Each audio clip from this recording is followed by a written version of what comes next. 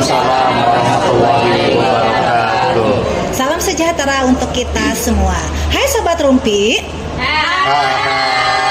Jumpa lagi dalam Rumpi, Ruang Manajemen Pendidikan Islam. Jumpa lagi dengan edisi Rumpi. Kali ini kami dari kelompok 8 dari kelas D semester 1 dari Prodi Manajemen Pendidikan Islam. Luar biasa ya Pak, baru semester 1 sudah diajak keren nih. Pak Dedi, dosen kita yang keren.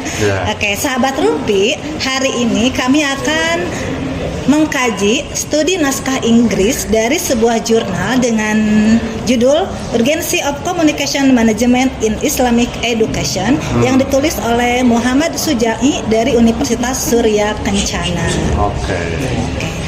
Nah, sahabat Rumpi, hari ini nanti kami akan tampilkan adalah cover dari PowerPoint kami yang terdiri dari macam-macam wajah. Macam-macam ya, wajah. Ini menunjukkan bahwa kita ini adalah makhluk sosial. Oke. Sebagai makhluk sosial tentu kita perlu ya Pak ya sebuah komunikasi dan agar komunikasi itu terjadi dengan sangat baik maka kita perlu sebuah manajemen. Jadi makanya hari ini kita memilih topik manajemen pendidikan di pendidikan Islam, yaitu maksud saya manajemen komunikasi di lembaga pendidikan Islam. Oke. Ini abstraknya mau dibaca dulu Pak? Ya abstraknya dibaca. Oke, untuk abstraknya harus konkret ya. Jangan abstrak. Abstrak yang ditulis dalam jurnal ini adalah pencapaian sebuah lembaga atau organisasi pendidikan Islam tidak akan berhasil tanpa melalui proses komunikasi.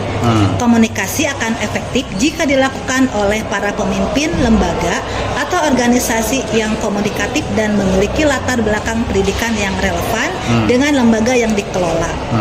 Kemampuan berkomunikasi akan menentukan berhasil atau tidaknya seorang pengurus dan anggota aktif menyuarakan ide dan gagasan terhadap pokok permasalahan yang sedang dibicarakan. Jadi penting banget sebuah manajemen komunikasi dalam lembaga pendidikan. Ya, sangat penting. Nah, yang pertama pertanyaannya nih. Oke. Nah, tapi sebelum ke pertanyaan Pak, kita mau balas pantun dulu. Boleh, ya pantun. Kita buka dengan pantun. Ya. Nanti tolong jawab cakep ya. Ya, cantik. Minum es kelapa di tengah panas. Cantik. Makan ketoprak sambil ngobrol. Cantik. Bicara baik-baik jangan keras. Agar pesan sampai tanpa masalah. Oke, balas dong Kang Agung. Luar biasa sekali pantunnya Ibu. Boleh saya balas pantunnya? Boleh dong. Mari kita balas. Oke. Bicara terang tanpa ragu. Cakep. Menjembatani hati yang jauh. Cakep. Komunikasi harus jitu. Wow. Agar pesan sampai tujuh. Balas dong, Teh Iya balas. Siap, aku akan balas pantun Kang Agung. Silakan. Beli martabak di pinggir jalan. Sambil ngobrol bikin ngakak. Cakep. Komunikasi penting itu kawan, biar obrolan makin asik dan seru banget. Apa balas dong pantun Harus kita. tentang komunikasi ternyata ya. Oke, ini ada satu nih.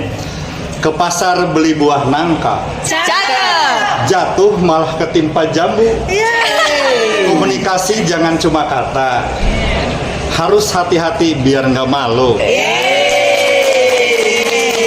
Oke, sahabat Rumpi, ini kami pilih ada balas pantun karena ini adalah salah satu bentuk komunikasi, yang biasa digunakan oleh saudara-saudara kita dari Betawi. Ya, ini orang Betawi nih tetangga Betawi kan ya?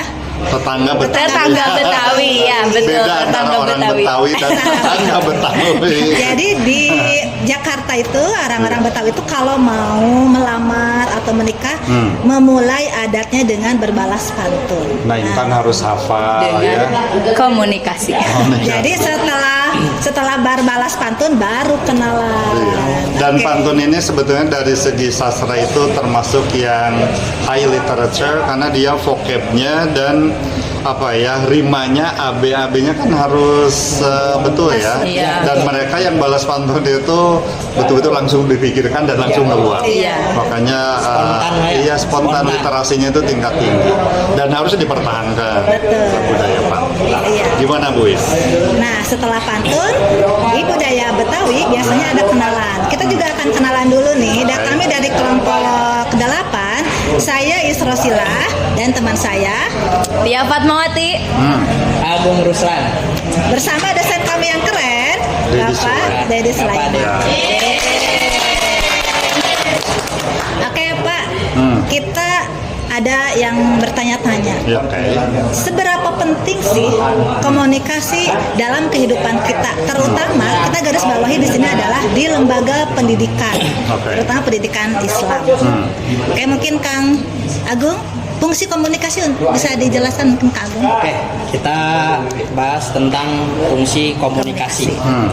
Nah, yang mana kita langsung saja Pak ya. Oke. Yang mana komunikasi itu awalnya itu mulai dari bahasa gitu kan, atau dalam bahasa Inggrisnya language. Kalau dalam bahasa Arabnya mungkin disebut lughah. Lughah. Ya, lughah gitu. Nah, sebetulnya bahasa ini nggak langsung kayak kita murni bicara seperti ini gitu kan. Yang awalnya huruf, kemudian menjadi kata dan menjadi kalimat. Bahkan si huruf itu mungkin bisa disebut juga awalnya itu huruf vokal A, I, U, E, O gitu, yang selembutnya kayak nyebut B, terus C itu kan mengandung huruf vokal juga gitu. Nah, karena komunikasi itu tidak lepas dari bahasa, maka dari itu kita juga harus pandai berbahasa tentunya gitu. Mau baik bahasa daerahnya, bahasa nasional ataupun bahasa internasional, khususnya ketika kita berbahasa, bahkan yang namanya juga komunikasi, yaitu dilakukan nggak satu orang, tentunya dilakukan oleh 2 orang komunikasi. Iya. Itu yang namanya komunikasi itu harus paham antara yang berbicara dan lawan bicara gitu.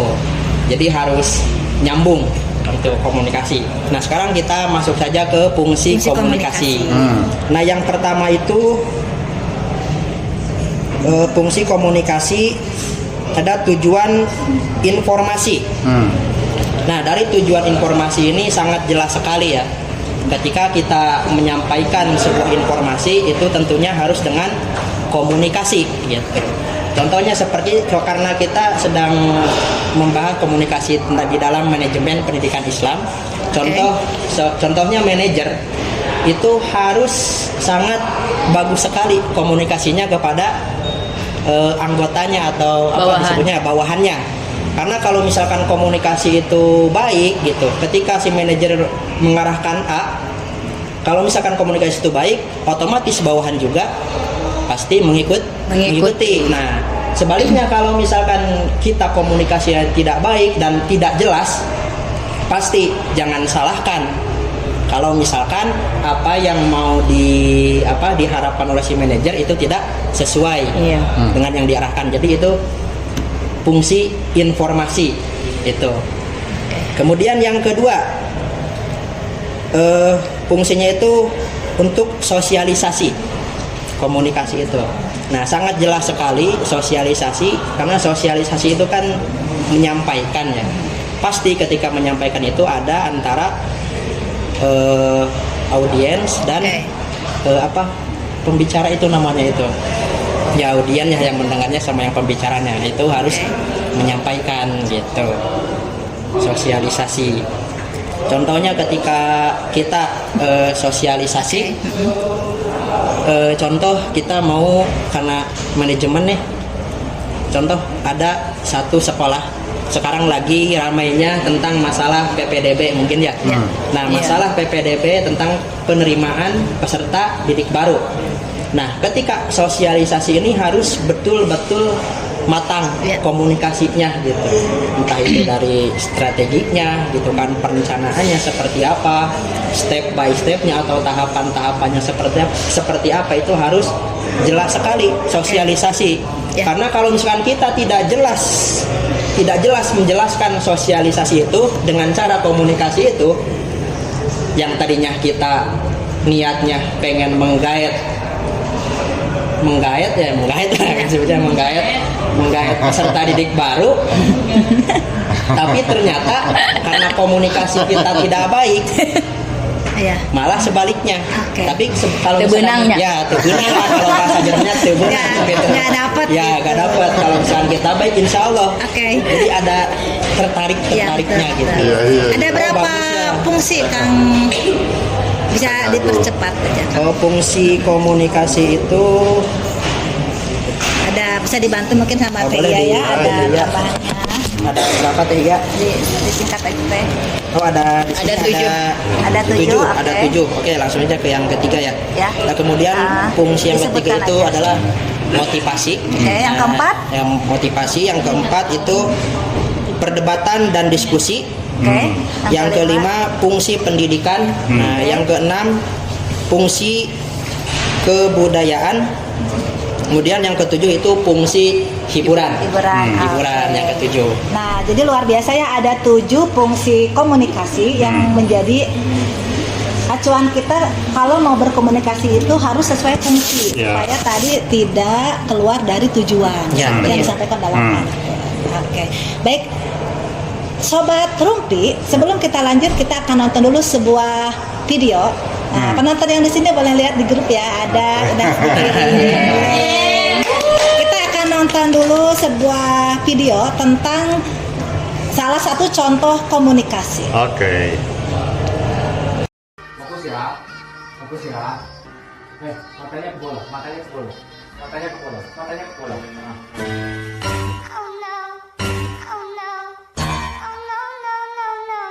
Oke, gimana nih Teh Iya mau kasih komentar nggak dari video tersebut? Yang ini. Dari Bapak dulu mungkin mau kasih komentar Pak. Iya dulu tuh udah dari tadi mau bilang sesuatu ya. Gini tuh jadi Jangan ditahan ya. Jadi Harus dikeluarkan komunikasinya. Sobat Rumpi, ini ada contoh seorang ayah memberikan petunjuk kepada anaknya. Maksudnya ingin mengajarin anak main bola, tapi lihat matanya kena bola dan yang terjadi adalah Matanya nyamperin bola. Memang kena bola. Kena bola gitu. Ini tuh nggak kadang sih sering terjadi dalam dunia kehidupan. pendidikan. Iya. Berarti itu salah bahasa ya Bu mungkin. Betul. Salah penggunaan bahasa. Memilih bahasa. Salah penyampaian. Kurang tepat. Penyampaian.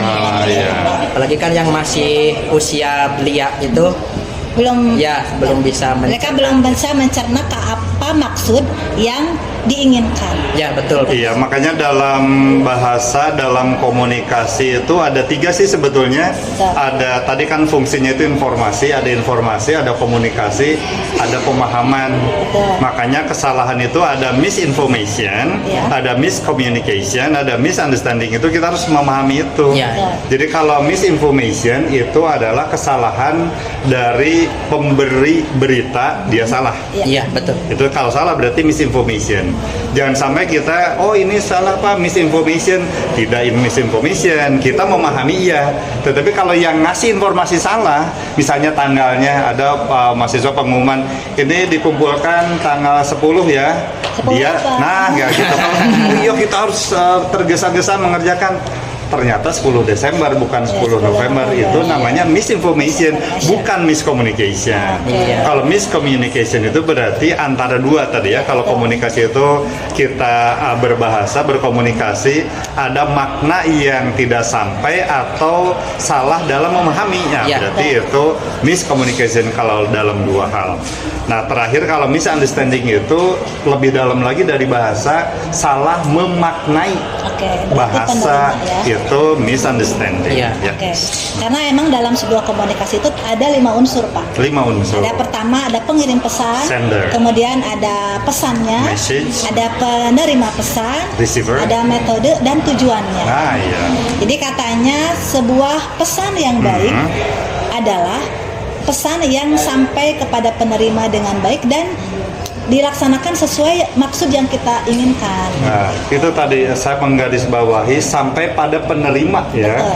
Jadi sampai pada penerima itu kita tidak akan melihat bahwa orang itu, misalnya dosen itu pintar, guru itu pintar, bagaimana cara dia berkomunikasi sampai atau tidak pada peserta didiknya. Mungkin itu yang paling bagus, karena kalau kita dalam hal dakwah itu kan harus bahasa mereka. Iya, Iya. betul. Dakwah itu bahasa mereka, bukan bahasa kita. Iya, Jadi kalau ada misalnya, wah dosen ini pinter, guru ini pinter, kalau tidak bisa sampai pada peserta didik itu tidak paham, ya tidak pintar. Karena berarti yang diperlukan kan mereka paham. Rasulullah itu ketika berdakwah memakai bahasa mereka. Jadi kita dalam hal menyampaikan information itu berarti harus tahu dulu siapa audiensnya. Betul. Ya, kalau misalnya saya sekarang ngobrol dengan kita yang ngobrol, kalau saya harus menyampaikan sesuatu ke anak TK, berarti saya harus tahu dia audiensnya. Oh, ini menyampaikan pada dosen, saya harus tahu audiensnya. Tidak berdasarkan saya mau ngomong, ya ngomong aja, tidak bisa begitu. Siapa audiensnya sampai, dan itu adalah komunikasi yang baik. Iya.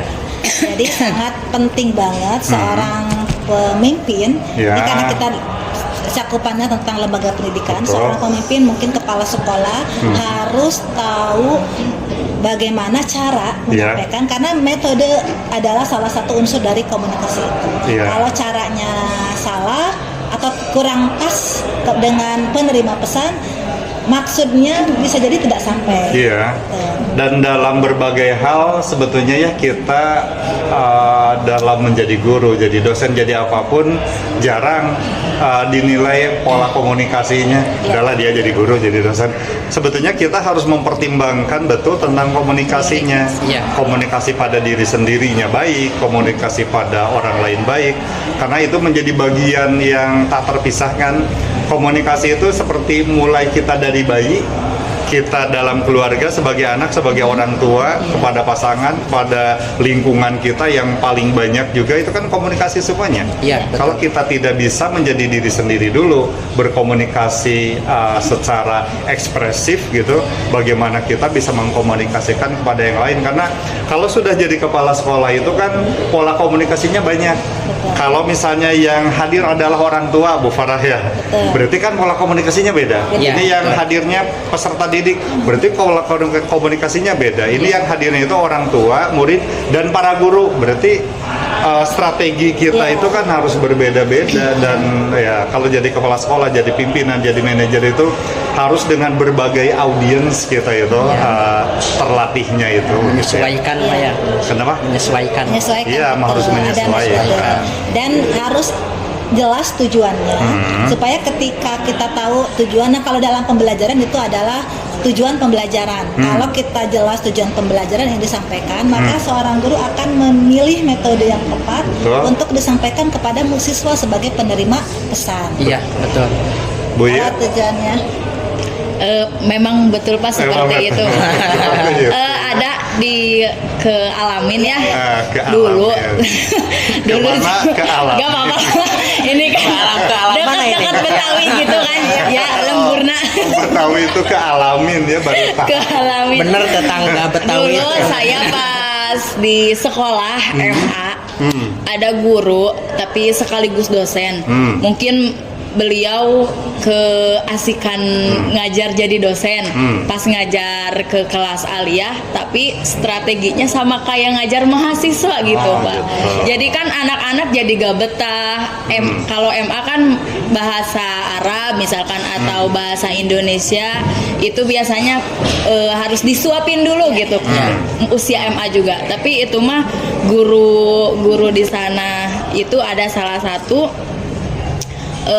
pas ngajar itu kayak dosen aja, masuk ngasih tugas, keluar ya seperti Iya. itulah. Jadi anak-anak kurang betah Iya, gitu. harus Berarti itu menyesuaikan. ya komunikasinya kurang baik mungkin ya. Itu Strategi ya, ya. strategi dan pesannya Pak. Pesan. Jadi kalau penerima pesan itu kadang anak-anak kita tidak bisa memahami apa yang kita sampaikan. Jangan-jangan pesan yang kita sampaikan menggunakan bahasa yang tidak tepat. Ya.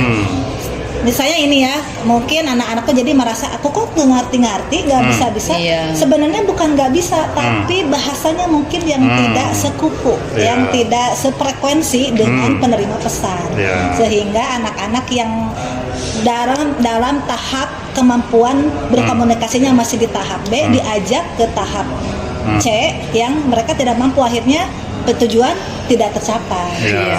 Jadi ada jenjang-jenjangnya mungkin Pak ya. Ya. Jenjang-jenjangnya gitu. Kita harus memahami karakter, kemudian usia Ya. penerima pesan, sehingga saat menyampaikan pesan itu menggunakan bahasa yang pas, metode yang pas. Seperti sekarang ya Pak ya, kan kita ada generasi Ya. X, Y, Z. Strawberry. Betul. Kalau generasi X berkomunikasi dengan generasi Z dengan pola yang ingin seperti dulu dia Iya. terapkan, ya pasti baper Pak. Iya, betul. Kita itu mungkin sebagai orang tua, Bu Is ya, Iya. kita tidak memahami atau tidak gampang memahami generasi yang sekarang. Seperti halnya mereka tidak memahami kalau kita beranalogi. Betul. Di zaman dulu itu kami susah, apa sih? Apa sih gitu? Iya, iya. Kayak gitu yang nggak akan. Harus memahami Mereka, dunia. iya, mereka tidak akan paham masa Nggak lalu nyampe. kita harus nggak Iya. akan sampai gitu ya. Dan dalam salah satu unsur komunikasi kalau saya ya selalu menerapkan 5 bahasa cinta. Wah, 5 Masya bahasa Allah. cinta. Apa itu Bu? 5 bahasa cinta. Apa aja itu? Akan disampaikan Apa setelah itu? yang satu ini biasanya begitu. Jadi penasaran apa itu bahasa Jadi cinta? dulu saya dulu saya berpikir bahasa cinta itu hanya diterapkan dalam pasangan suami istri atau pasangan kekasih. Tapi begitu mendalami dunia anak-anak, ternyata anak-anak juga butuh Pak bahasa Iya. cinta. Karyawan kita juga butuh bahasa cinta, karena komunikasi itu tidak hanya sekedar bahasa, bahkan hanya senyuman seorang pemimpin kepada bawahannya itu bisa membangkitkan semangat seorang bawahan untuk wow, misalnya ide aku diterima. Padahal Oh, iya, si pemimpin betul. itu cuma ngasih senyuman, tapi senyuman itu sangat berarti. Ya. Iya. Nah, itu bahasa cinta. Jadi bahasa Iya, cinta itu iya. ada 5. Di antaranya word of affirmation, kemudian ya. physical touch, Ya. ya apa ya, Ya. kemudian art of service, Ya. kemudian ini Pak udah mengenal bahasa cinta, udah nikah Saya belum Bapak? belum, kebetulan belum. Saya Nanti masih harus polos ini. belajar bahasa cinta supaya bisa tepat memberikan Ya. bahasa cinta kepada pasangan Bapak. Iya. Ya Pak ya. Mungkin Seperti tadi ya ada physical touch itu di dalam linguistik disebut dengan meta language. Meta language itu beda ketika kita menyampaikan misalnya pada anak kita, ih kamu pinter, keren, dengan physical touch. Kamu keren. Dia ada makna yang lebih. Dan itu kemampuan komunikasi ya. Seperti misalnya Pak Presiden kita, Pak Prabowo ke tentara, kamu kuat, hebat. Itu maknanya itu lebih daripada Iya. sekedar kita bicara kamu keren, kamu hebat. Iya. Dan ada physical touch. Kita ke anak-anak berarti Bu Is ya. Iya. Baik di tingkat TK, SD, SMP, SMA itu physical touch itu guru Betul. ya. Kamu keren teruskan Iya. karya kamu, tugas kamu.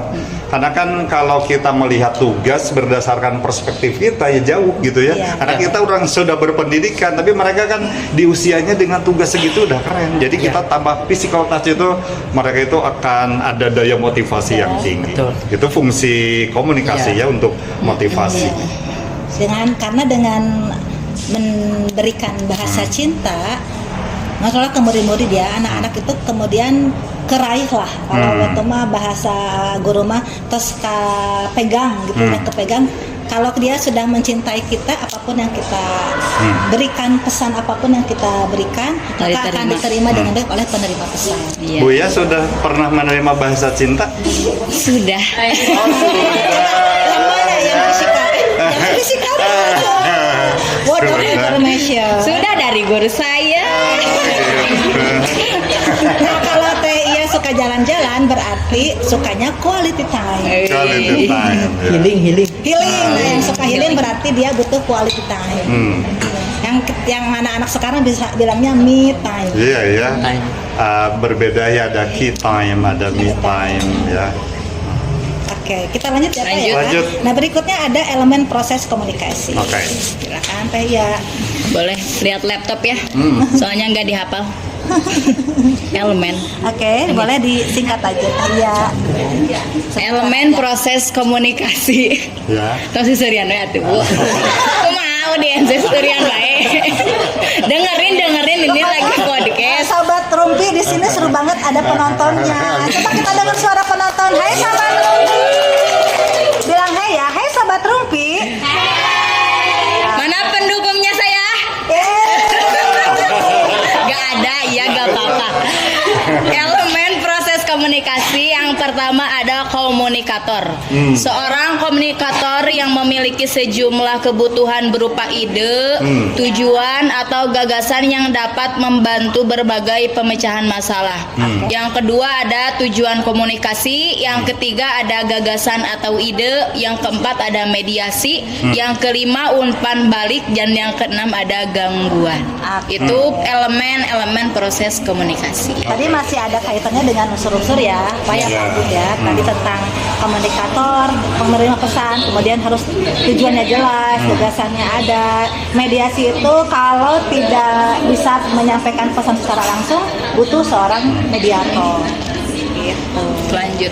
Kalau bahasa Buis itu mediator itu macomblang. Macam blang. Iya. Tahu Pak Agung? Tahu. Oh tahu. Macomblang. Macomblang, Nggak masih tahu zaman ini orang Betawi nggak tahu macomblang. Apa katanya macomblang? Katalisator kalau bahasa kini ya. Iya, Macomblang. Comblang. Ya. Nah, berikutnya Pak, selain tadi tentang fungsi, unsur-unsur, kemudian barusan elemen, selain kesuksesan ada juga hambatan. Ya. Ya karena kalau yang sukses itu biasanya katanya berkomunikasi itu seperti berlayar di laut yang tenang. Kalau berkomunikasi kita setenang itu berarti komunikasinya sukses. Ya. Tapi tentu tenang di sini bukan berarti sudah disampaikan terus nggak ada respon, nah itu bukan laut yang tenang. Iya. Tapi ketika ada sebuah pesan baru, misalnya ada program baru, seperti sekarang kan ya Pak ya, sudah ada isu, ada perubahan metode dan juga kurikulum baru dari Pak Menteri yang baru. Oh, iya. Itu kan membuat laut penuh dengan badai. Berarti komunikasinya belum sampai kepada penerima pesan dan membuat kita di Indonesia lautnya belum tenang. Iya. Belum tenang karena belum paham. Karena belum paham. Kalau nanti sudah Gonjang. paham. Ya betul. Karena baru Ya, masih ada baru. kekhawatiran. Ya. Mungkin Dan yang belum namanya guru, dosen, Buis sama ya. Kita yang harus super adaptif dengan segala perubahan.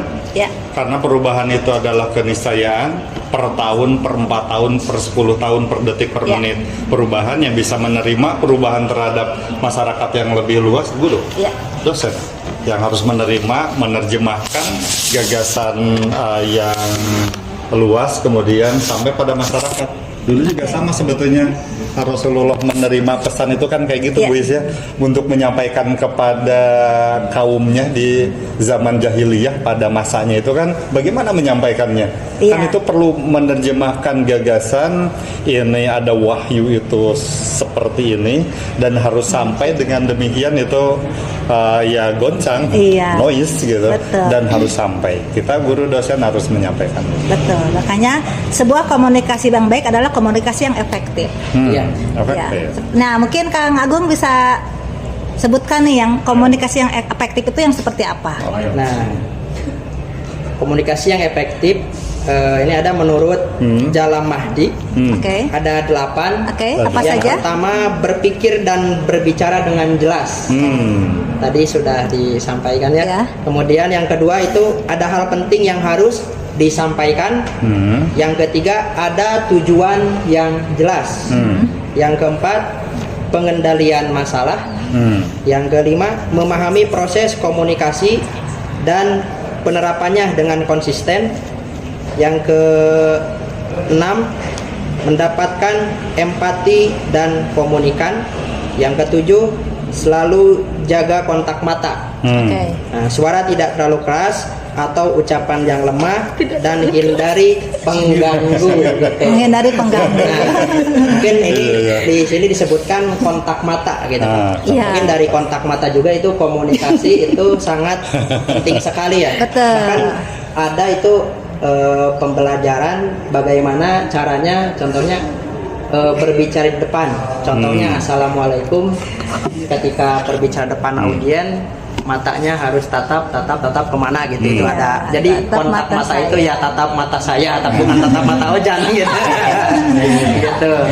Jadi Betul, sangat betul. ya, kontak mata itu termasuk ketika kita berbicara ini, kontak mata itu sangat penting menurut saya gitu. Tapi gak perlu gini-gini juga gitu, gini Betul, apalagi betul. sampai bobol otot gitu. Iya. Termasuk komunikasi pemimpin seperti tadi yang sudah disebutkan oleh Bu Iis, kayak tadi tatap menatapnya sambil senyum gini kan, secara tidak langsung itu bisa memberikan motivasi tersendiri. Iya. Gitu, betul tidak? Iya. Memberikan gitu. Menyalurkan energi positif. Ya, Betul. gitu, berbeda dengan Positif. gitu. Berbeda tatapan mata sama itu tuh sangat Iya, beda betul. sekali. Ya makanya apa ya? Langsung ya masuk hati. Senyuman itu kenapa dijadikan ibadah? Ibadah, Ya, dan ya. dijadikan Kasih biar wae teh. Sini coba suara keras. Tatap mata. Betul. Gak bisa pelan-pelan Pak kalau saya kalau ngomong kayak Iya. gini. Emang harus memahami budaya ya. Betul. Ini yang contoh komunikasi dengan Gen Z, Pak. Gen Z. Mau kemana Cak gitu. Jangan tersinggung walaupun dengan Pak dosen, Masya Allah. Pak dosen baper kan Pak ya? Gak apa-apa sih. Kirain saya Saya Gen Z. sampai keluar air mata Pak. Kirain Gen Z itu ada di supermarket itu suka ada Gen Z. Gen Z. Ada Gen Z. Ya, gitu. Tapi Masya Allah ini kita 3 generasi loh Pak ini. 3 generasi, iya. X, Y, Z. XYZ. Ya. Pak Agung di mana? XYZ. Pak Agung ada di mana? Alpha, udah Alpha. Ada Alpha. Generasi Alpha. Iya. Nah, jadi tadi dari tatapan itu kenapa senyuman selalu menyertai dalam pengaliran energi positif. Iya. Karena senyuman itu dijadikan juga sebagai salah satu contoh sedekah yang tanpa biaya ya Pak. Itu gitu. sedekah yang paling murah meriah tapi itu yang paling berharga karena senyuman itu bisa mengubah dunia. Iya, dan itu global ya, sedunia kayaknya kalau senyum itu tidak ada yang kok senyum tersinggung enggak ya? Ya, karena senyuman yang tulus itu beda Pak Oh, dengan gitu. senyuman Coba ngajak- ya gimana senyum yang tulus? Coba ya. Kalau kata Mak Budotnya gini. Iya, yang Mak Mak Budotnya. Tabassumu fi wajhi akhika shadaqah. Senyummu di hadapan wajah saudaramu adalah Soda. sedekah. Masya Allah. Aduh ya cai mata turun. Masya Allah luar biasa ya, Iya. dari senyuman Ada tulus Mak bisa Budotnya. kena ke hati sampai meneteskan air mata. iya. Aduh Ya. betul Bu. Jadi manfaat tatap mata dan senyum itu sangat banyak sekali ya Bu ya. Betul. Bahkan di tatapan mata itu bisa menimbulkan, mungkin bisa disebutkan juga bahasa cinta bisa Dari mata turun ke hati. Ke hati. Terus Dari hati turun dalam ke- ilmu juga misalkan Iya. dalam ilmu kan suka ada ya yang Apa? hipnotis gitu. Betul, betul. Biasanya kan ada tatapan Mata Ojan. gitu. Bahkan ada juga yang tadi physical touch, ada yang Iya. Iya, ditepak hipnotis. langsung. Itu dari Maaf. komunikasi juga dan Iya. bahasa gitu. Kalau iya mah tetap beda. Dari apa? Tatap mata sampai air mata. Dari Mana sih tatap mata mata? sampai air mata. Oke.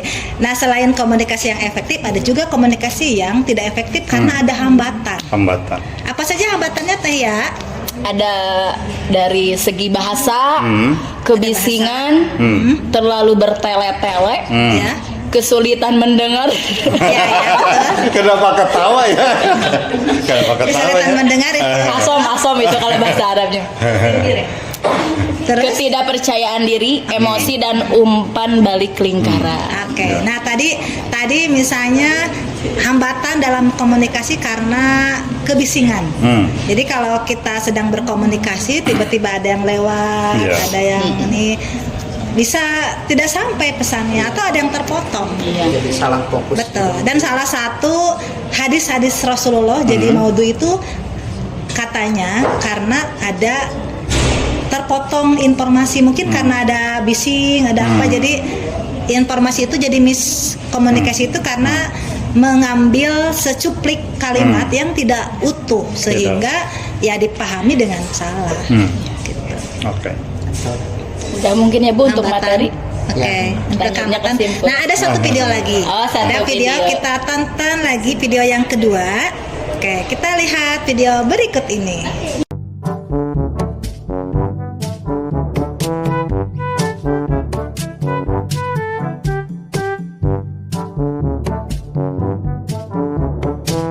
Yang kedua tentang truk, Pak. Jadi ini ada truk, ada orang yang mau memindahkan mobil. Di belakang itu disangkanya mobilnya mundur. Jadi ditahanlah, yang satu mau turun karena bensinnya habis, yang di belakang malah nahan. Jadi yang itu mau mundur nggak mundur, yang ini pengen maju kok nggak maju-maju. Itu. Kiranya maju sendiri mungkin Bu ya. Betul, disangkanya itu mobil mundur padahal lagi dipundurin karena tidak ada suara mesin. Ternyata habis bensin mau dipundurin, malah ditahan. Yang mau mundurin susah, yang mau majuin susah. Akhirnya Niatnya itu menolong. betul ya. Ini ada hambatan dalam berkomunikasi. Itu salah satu bagaimana kita kalau mau melakukan sesuatu harus sampaikan dulu pesannya. Iya, harus Jangan sampaikan. tiba-tiba misalnya dalam sebuah kepemimpinan, seorang pemimpin mau menyampaikan program baru. Ya. Tiba-tiba aja melakukan sesuatu tanpa sosialisasi. Akhirnya orang-orang ada apa ini, ada Iya. apa gitu.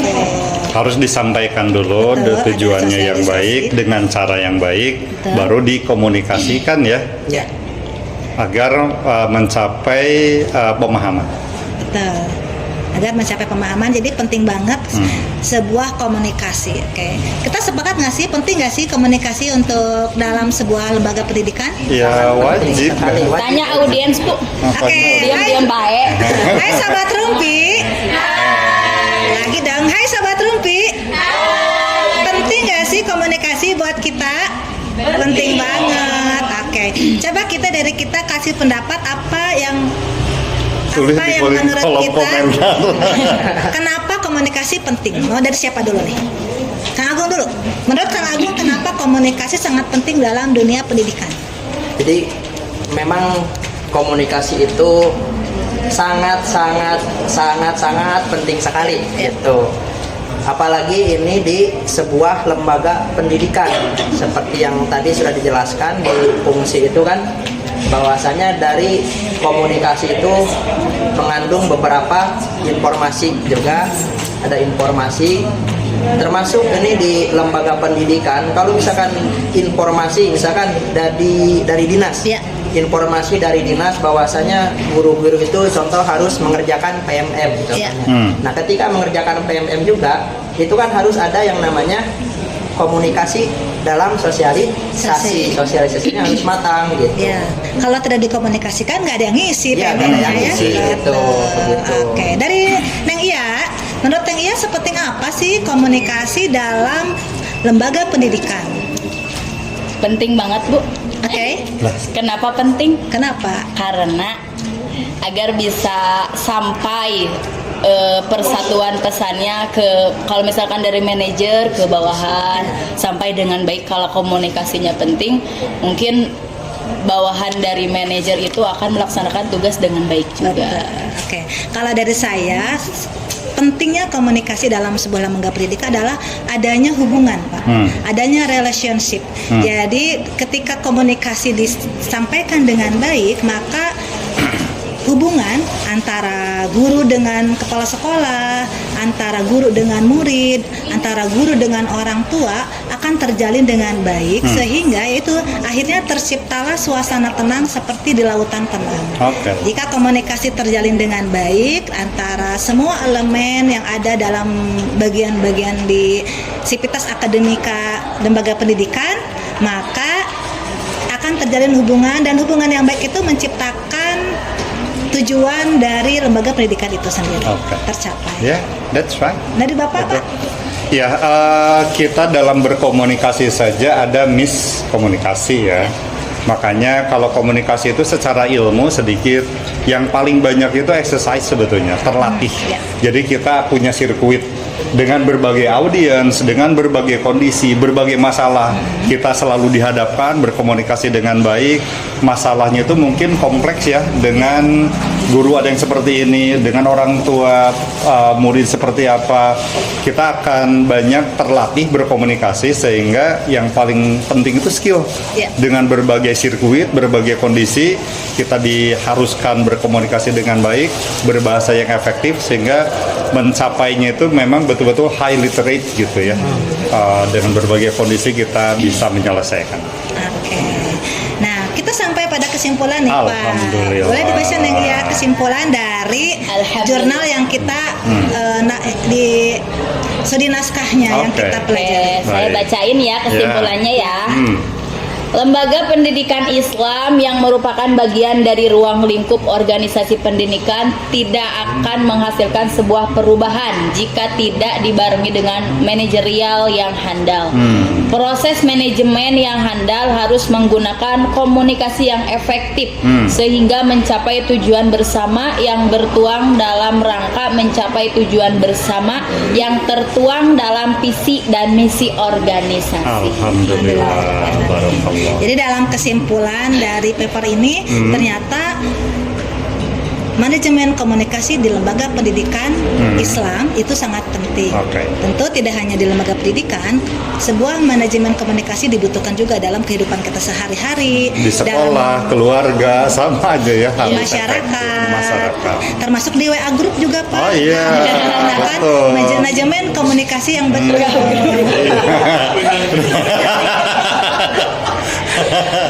Ada apa ini? Ada masalah? Enggak. Oh enggak ada masalah. Tapi suasana di grup itu emang komunikasi itu harus berwarna, Pak. Oh, berapa? Karena Baik itulah banget yang Pak, gara-gara ada saya komunikasinya.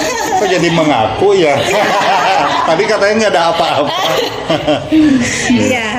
Jadi saking pentingnya sebuah komunikasi, maka diadakanlah sebuah ilmu manajemen komunikasi, dan saat ini kita di manajemen pendidikan Islam dari kelompok kami, kelompok D, sengaja mengambil dan memilih tema tentang manajemen komunikasi. Ya, terima kasih telah memilih topik itu. Iya, ini ada sebuah quote, Pak, dari salah satu sahabat Rasulullah SAW, yaitu Sayyidina Ali bin Abi Thalib. Katanya begini pesannya untuk kita semua: berinteraksilah atau berkomunikasilah dengan semua orang sedemikian rupa sehingga saat kita kelak meninggal, semua orang menangisi kita, dan saat kita masih hidup, semua orang rindu pada kita. Alhamdulillah. Dirindukan. Pernah nggak sih dirindukan oleh murid? Bahagia banget. Dirindukan oleh murid itu ketika, Bu, kok kemarin nggak ada? Itu berarti mereka merindukan kita. Aku selalu rindu kelas D, Pak. Iya, Alhamdulillah gitu. betul. Ini Masya Allah, suasana yang ramai di kelas D itu membuat kita rindu. Iya, alhamdulillah. Pokoknya online offline hari Jumat kita ke kampus. Oke. Mau online mau offline kita tetap ke kampus. Iya. Nggak baso atau naon ya? Iya, Pak. Baik, Bapak terima kasih Ya, banyak. sama-sama. Iya, Kang Agung terima kasih banyak. Alhamdulillah kita sampai pada penghujung acara. Alhamdulillah hari ini kita sudah menyampaikan topik urgensi manajemen pendidikan di lembaga pendidikan Islam. Terima kasih sudah sharing, sudah berbagi, sudah memberikan Bercanda ilmunya. dan berair mata. Dari mulai Kebanyakan bercanda Pak hidup saya. Oh iya. tadi bahasan kita ada tatapan mata. Mungkin ada surga untuk orang-orang yang bercanda. Iya, Bapak betul banget, Pak, dalam film dalam lagu Matahari Matahari itu menurut salah satu ustadz saya mengatakan bahwa lagu itu adalah salah satu karakter Rasulullah yang suka bercanda. Kan di lagu itu teh kamu suka bercanda di lagu Matahari itu. Nah, itu tuh salah satu karakter Rasulullah bahwa Rasulullah itu suka bercanda dan dengan bercanda itu menghidupkan hubungan suasana dalam Alhamdulillah ada surganya ya Ada, ternyata. iya. Sedih, Pak. Apalagi mahfuzatnya banyak banget ya. Pak, sedih banget ini mau masuk surga. Ajak dong. Mau sekarang. Ini direkam. Takut ya, Pak. sebelum ke surga akhirat, surga dunia dulu. Iya, surga Dan dunia surga dulu. dunia itu di mana sih? Di rumah kita. Katanya apa, Kang? Baiti Jannati. Dan rumah itu tidak selalu rumah, artian rumah di rumah. Kelas D juga rumah. Kelas D adalah rumah kita. Sekolah adalah rumah kita. Tempat kerja kita adalah rumah kita. Hatimu juga rumah kita. Masya Allah. Apa sih? Bapak ini word affirmation yang sampai banget sama kita. Oke, terima kasih sobat. Coba kita dengar lagi suara para sobat Rumpi. Hai sobat Rumpi. Oke, terima kasih sudah menyimak obrolan kami dalam Rumpi Ruang Manajemen Pendidikan Islam. Di kampus mana? Kampus Pasca Sarjana Sunan UIN Sunan Gunung Jati, Bandung. Oke, sahabat Rumpi dan semua yang menyimak di YouTube Rumpi, kita ini ada di kampus Pasca UIN Sunan Gunung Jati Bandung. Ini di lobinya keren banget ya, lobinya UIN. Pokoknya rumah kita seperti di surga. Amin. Oke. Dan untuk sahabat atau sobat Rumpi yang baru menyimak tayangan Rumpi, jangan lupa like, komen, subscribe dan share. Oke, jangan lupa subscribe ya dan komen. Oke, baik sahabat Rumpi, sobat Rumpi semuanya, Pak Dedi yang kami Ya. hormati, juga Kang Agung, Teh Iya, dan kita semuanya juga para penonton hari ini. Terima kasih sudah hadir menyimak obrolan kami. Mudah-mudahan obrolan ini ada manfaatnya. Amin. Dan kita semua bisa belajar dari setiap apa yang kita diskusikan hari ini. Sekian dari kami, kita tutup dengan membaca hamdalah. Alhamdulillahirobbilalamin. Wassalamualaikum.